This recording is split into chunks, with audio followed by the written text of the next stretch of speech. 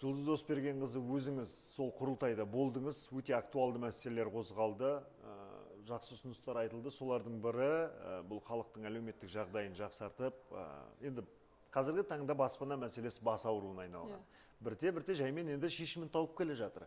Бірақ дей тұрғанмен де әлі де болса әлеуметтік осал топтарға мейлінше аз жарнамен, жаңағы төмен ставкалармен ипотекалық бағдарлама.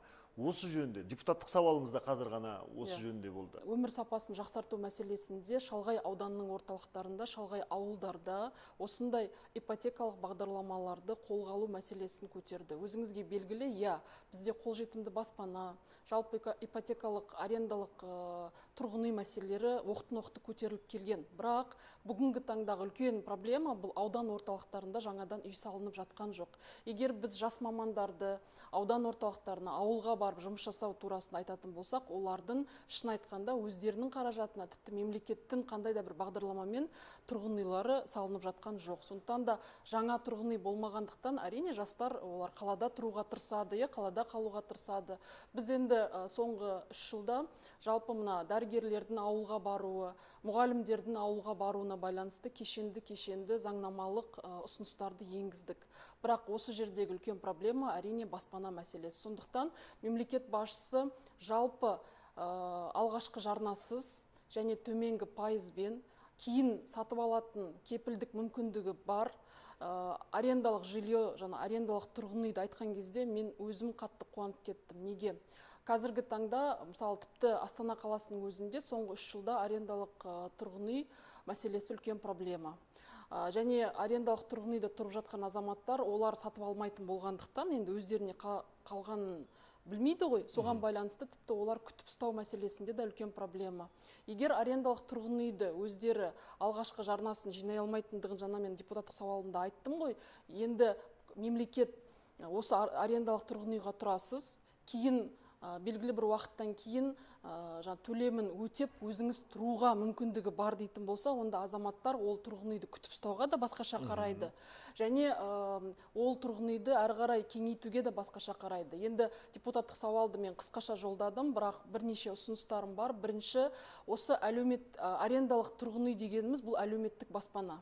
Яғни айлық жалақысы төмен, немесе орташа айлық жалақыдан төмен азаматтарымыз бар ғой, сол азаматтарға әлеуметтік тұрғын үйді салатын құрылысшыларға менің ойымша субсидия бөлу қажет болады.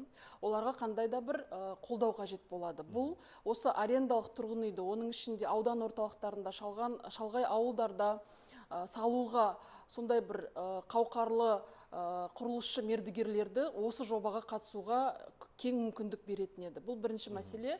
Екінші мәселе, банктер мен мемлекеттік органдар жалпы ипотеканың алғашқы жарнасынсыз арендалық тұрғын үйдің бағдарламасын әзірлеуі қажет. Мүмкін бе?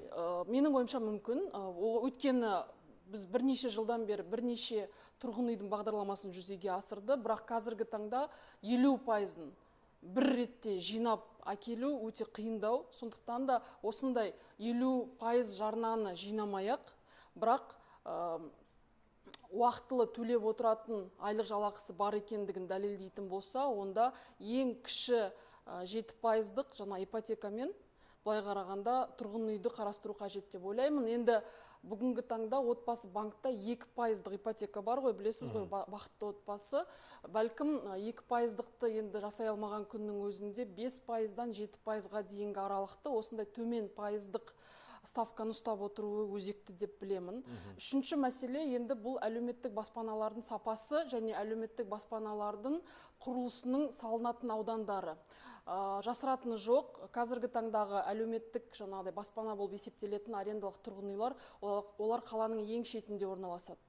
Және бүгінгі таңда өзіңізге белгілі жаңалықтардан да айтып жатады, осы әлеуметтік тұрғын үйлердің көбінесе сапасы өте төмен болады. Сондықтан да осы сапасының жоғары болуына байланысты қазіргі таңдағы құрылыс заңнамасының аясында стандарттарды бекітуіміз қажет деп білемін.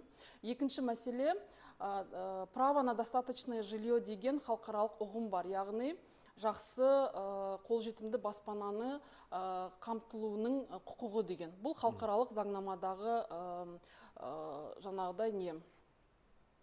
Бір норма. Анықтама. Бұл нені білдіреді?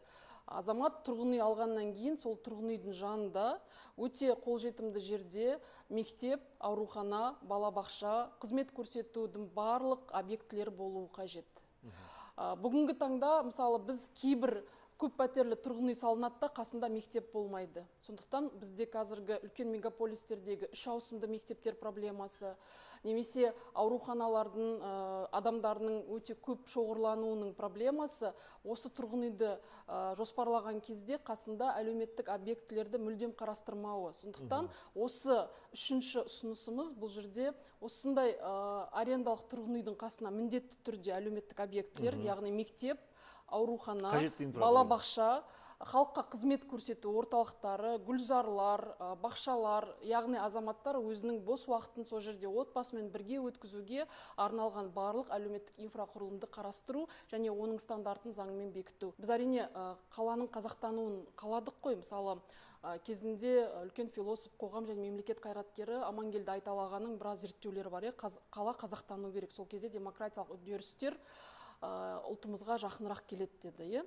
Бүгінгі таңда біз нені көреміз? Кезінде жоспарлы экономика болған кезде, Кеңес одағы кезінде бізде көбінесе ауылда болуын қалады. Бірақ соңғы қалаға ағылып келген үлкен азаматтардың ағыны, мысалы, мектептегі орындардың жетіспеушілігіне алып келді. Дәрігерлерден немесе ауруханалардағы осындай бір үлкен адамдардың шоғырлығына алып келді. Бұл қызметтің қолжетімділігі болмауына алып келді. Бұл бір фактор.